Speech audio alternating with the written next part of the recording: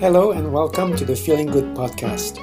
I am your host, Fabrice, and joining me here in the Murrieta studios is Dr. David Burns. Hi, David. Hi, Fabrice. Dr. David Burns has been a pioneer in the development of cognitive therapy, and he is the creator of the new team therapy. He is the author of Feeling Good, which has sold over 5 million copies in the United States and has been translated into over 20 languages. He is an emeritus adjunct clinical professor of psychiatry at the Stanford University School of Medicine. This is episode 37 of the Feeling Good podcast, and we are doing another Ask David today. And before we start, I'd like to give a little bit of a piece of news. I was interviewed by Dr. Carmen Roman, who is doing a podcast on emotions, and she did a little interview for me to launch her podcast. So I will give you the link to put in the show notes. That'll be something that may be of interest to our listeners. And I gave a little plug for Team CBT in the interview. So Oh, great. Congratulations. I'm sure many of our listeners would want to see what happens when Fabrice is in the talking. Exactly. We have a little role rehearsal. I'm sure it'll be cool. Exactly. And again, a couple that are coming up that we don't know when we're going to schedule them, but we were just talking. I'll mention them in passing. Yeah. The Ask Davids here are in response to a couple of questions that people wrote in about, but we're also going to do some podcasts on two questions that really have a great deal to do with all emotional suffering. And they're not modern questions. They've been addressed by many experts throughout history for hundreds of years, if not thousands of years. But the first question is, do we have a self that can be measured or judged or found to be more or less worthwhile? Yes. Is there such a thing as a worthwhile human being? Is there such a thing as a worthless or inferior or defective human being? Absolutely, yes. And that's going to be a great podcast. I think it's a topic that I'm personally extremely excited about, and one that have used every day in my clinical work for decades with almost every patient. Yeah, I look forward to that. And then the second one is, once we've decided, do we have a self that can be measured, then the second podcast, or the second half of that podcast, depending on the timing, will be, do we even have a self? I think this can take several podcasts, Yeah. But this is something that's very much of interest to me. I very much agree that it's a question that we don't tend to ask because we all seem to have a sense of self. Yeah, and it goes really back to Buddha. 2,500 years ago, tried to explain these things to people, and very few people could get what he was trying to say. And then in the modern era, the Austrian philosopher Wittgenstein was trying to also talk about the same issue. His context was different, but it was the same thing. And during his lifetime, and many people think he's the greatest philosopher who ever lived, and that he solved all the problems of philosophy. But sadly, when he was alive, it was rumored only 7 people in the world could understand what he was trying to say. Well, all I can wish is that when we do your podcast, more than 7 people will get it. We'll try to make it clear, because the basic ideas are so simple. That's why people can't get them. But we'll go on to the topics for today, which are pretty cool. So today, the first question comes from Shari, and I'll skip the part where she talks about her own suffering. But she also says that she writes, "I still struggle, but recently our current political situation and environmental research regarding our impact on the earth has triggered severe anxiety and depression again. The problem is that I don't think my thoughts are distorted. It certainly seems logical to assume that life on Earth is threatened. So I am not sure how to do this, make progress with my mental and emotional health while being aware of situations around the world. Any advice or thoughts would be deeply appreciated." Well, thank you for that great question, Shari. And it's not only a question about our current political situation, but in a way it's a question that affects all of psychiatry and psychology in terms of how we help a patient. Because what you've stated is what I've been writing about, therapeutic resistance. That the person on the one hand is suffering, and yet on the other hand says, but I should continue to suffer. There's reason to continue to suffer. And if the therapist doesn't respond effectively and skillfully, the therapy will go on the rocks. They'll end up in a logjam. And the biggest error the therapists make, and they almost always make this error, by the way, is to try to help the patient, so throw help at the patient, and then the patient here's some ways you can overcome your anxiety, Shari, and then she'll start yes-butting the therapist, and they'll both end up frustrated. So what we have to do is what we've been talking about, the whole basis of Team CBT. It's called paradoxical agenda setting.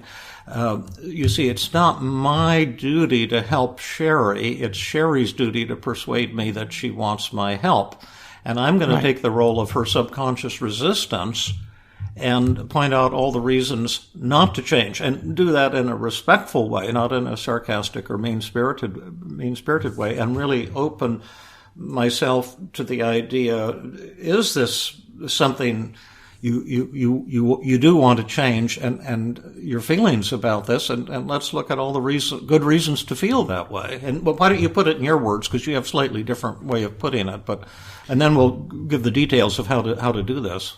Well, the way I was looking at this is that, Shari and millions of other people have this thought that, they want to help the earth, or they want to change the way the political situation is, or they want to be of service to do something. And, because things are not the way they wish, they're feeling some distress. But they have this sense that, things are the way they are, and why wouldn't I feel distress? And my answer to that is, yes, why not? Well, what is the problem with this? If the earth is falling apart and I don't want this to happen, why wouldn't I feel distress?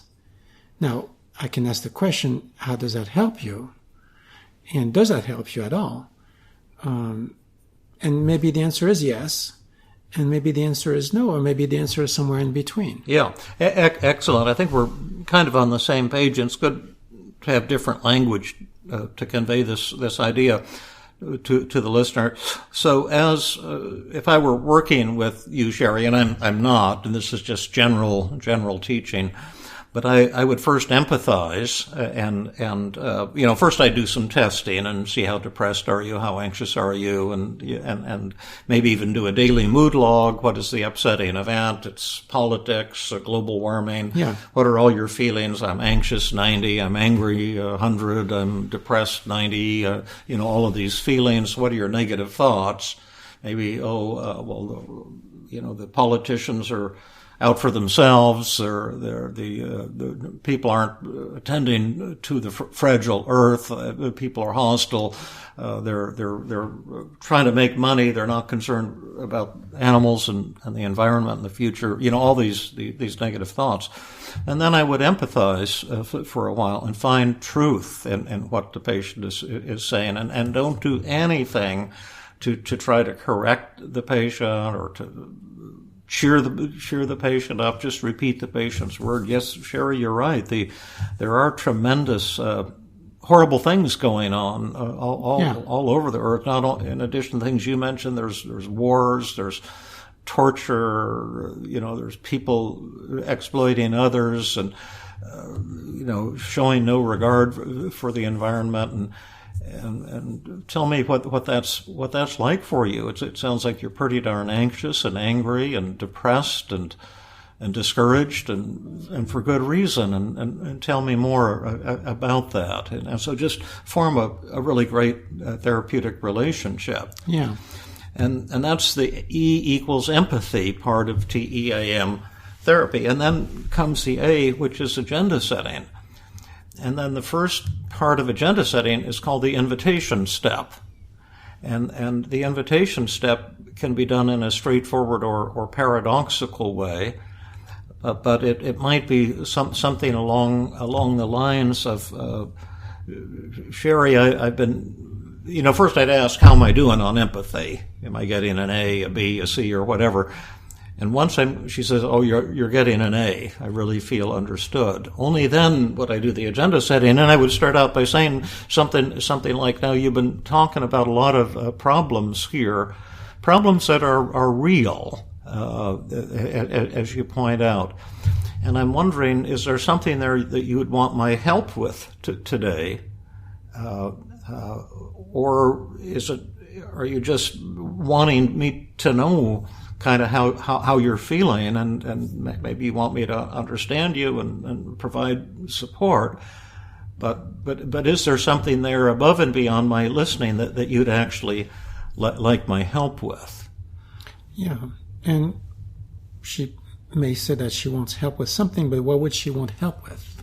Exactly, and let's just say.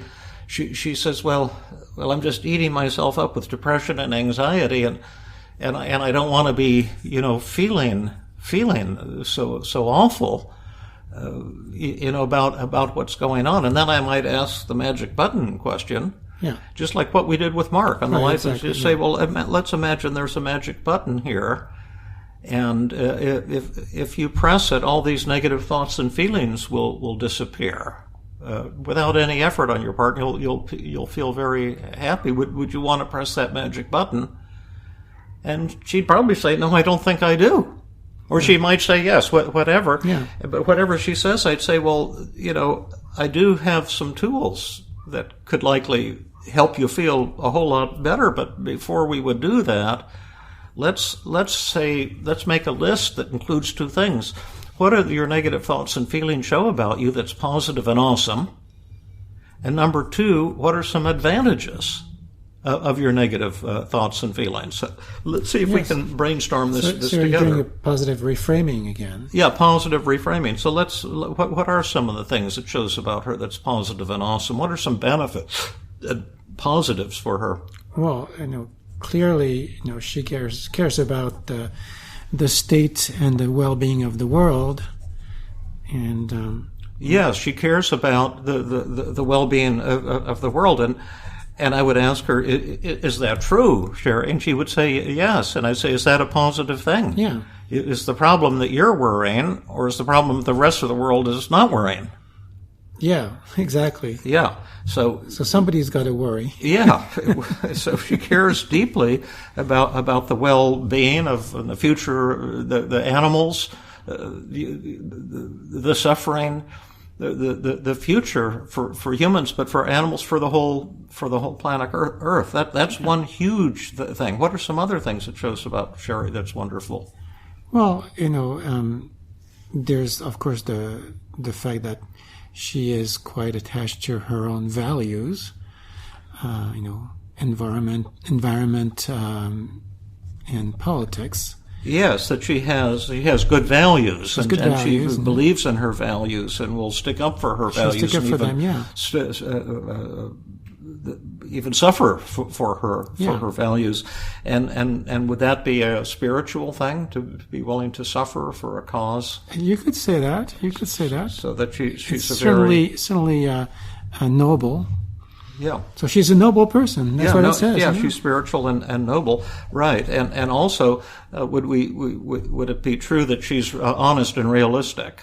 She's looking at the world realistically. Yes, because as she says,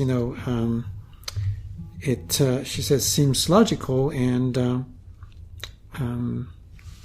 she did write that this is something that she can observe, so it's not something that she's making up. Exactly. So she's being honest and realistic rather than denying these problems of the human race, like so many people, the climate deniers, the climate science deniers, the people who are exploiting others, exploiting the environment. And so we would add, we can't, it's hard to do it without her daily mood log, without her being here, without knowing what she's thinking and feeling. But there is this this list that we'd probably come up with 10 or 15. We only have 4 things so far, 10 or 15 things. and that are positive and real, that show beautiful things about her. And then the question would be, well, Shari, given all these beautiful things about you, maybe this is not a problem that we should be working on today. Maybe this is not something that you'd like to change, that you need to change. And when the therapist makes that comment, it has to come from a place of honest respect for what the patient is thinking and feeling. It can't be done as a gimmick.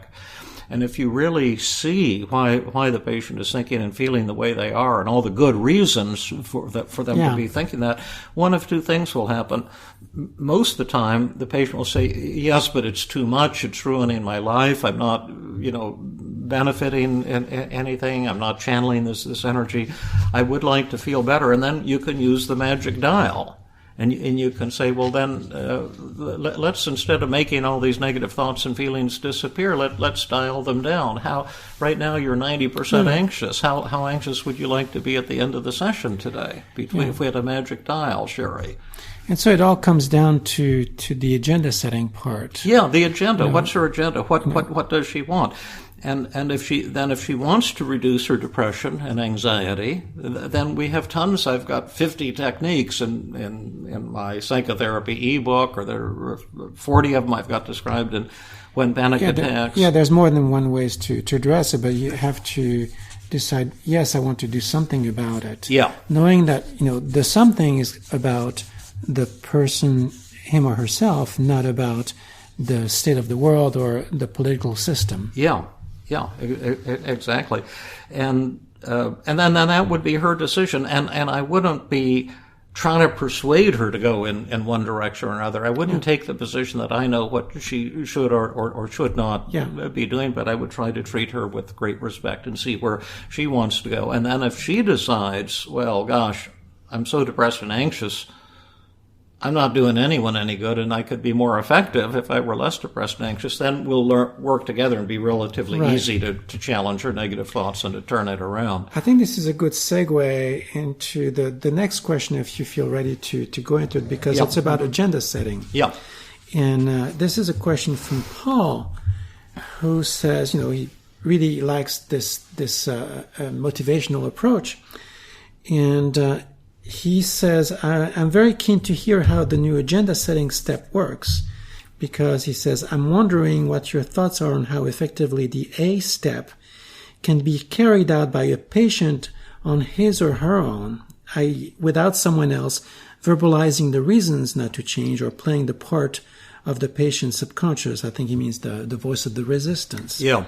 Well, so, do you have any tips on this? Yeah, I love that question, and actually, I've given this a lot of thought, and I've done this paradoxical agenda setting with, as I've mentioned in other podcasts, with good, I'd say at least 50.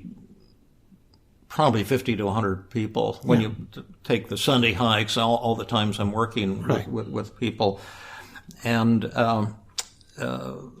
I've never had someone in the patient role who had trouble with the paradoxical agenda setting, showing the beautiful things about them that their negative thoughts and feelings show. Now I have to prime the pump and get them started, but once they get started, they see it really quickly and find it a soothing and just a wonderful experience to suddenly discover that your suffering, your depression, your anxiety, even your anger, even your hopelessness is desirable in a way, and showing beautiful things about you, your core values. And I'm so excited about it, and it's been so easy for the general public to learn to do this that I mentioned to you earlier that I just 2 days ago started writing a new book. Should I give the intended title? Yes. What is it going to be? Well, it's kind of goofy sounding. Therapists may hate it, but I think the general public will like it. And it's not set in stone, but a colleague, actually a general public person who's been coming to my workshops and the Sunday hikes, a neighbor here, a really neat guy, and doing his own personal work, and appreciate it. He said, you should call it Feeling Great. Yeah. And because that would kind of compete with feeling good effectively. And it really is, like it's we have this new tool that's even more powerful than the tools I had when I wrote Feeling Good.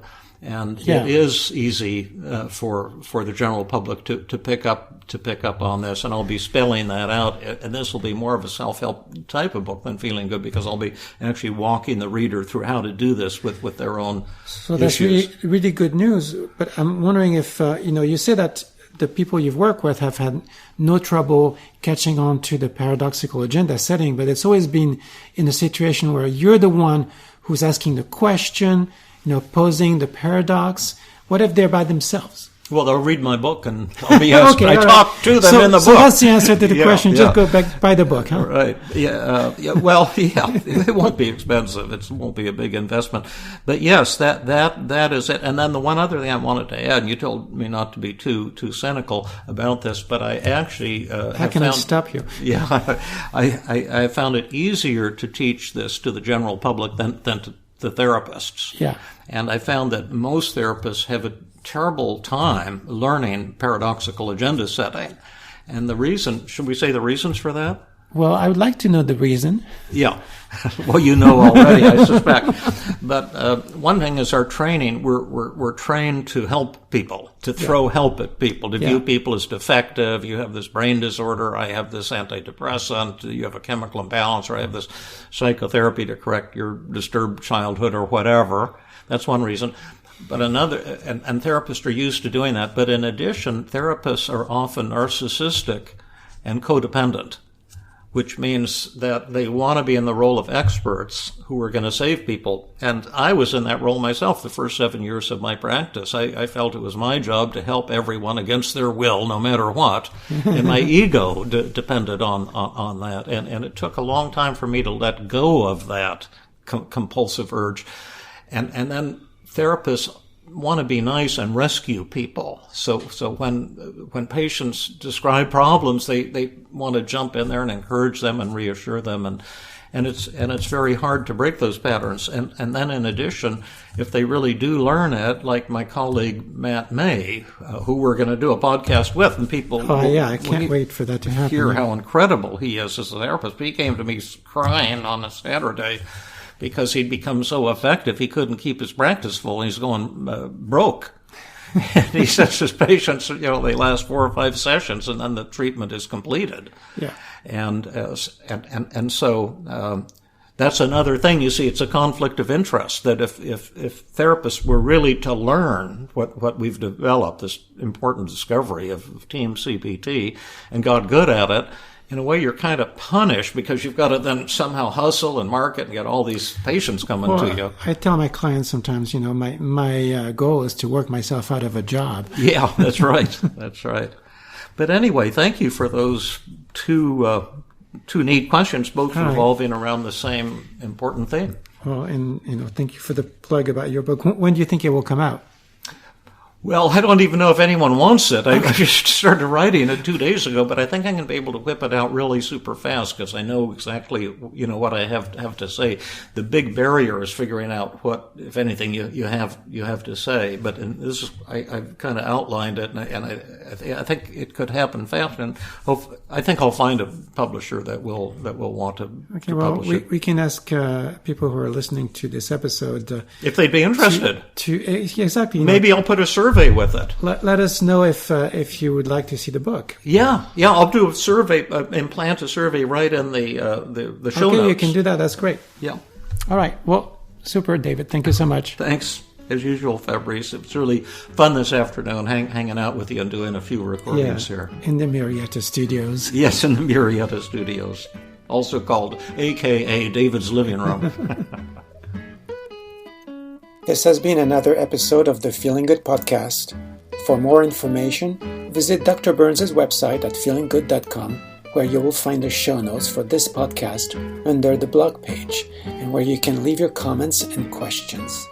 The website has an abundance of resources for therapists as well as non-therapists, including books, workshops, a list of online training groups around the world, and much more. Theme music is Gypsy Jazz in Paris, 1935, composed and performed by Brett Van Donzel. I am your host, Fabrice Nye, and I invite you to join us next time for another episode of the Feeling Good podcast.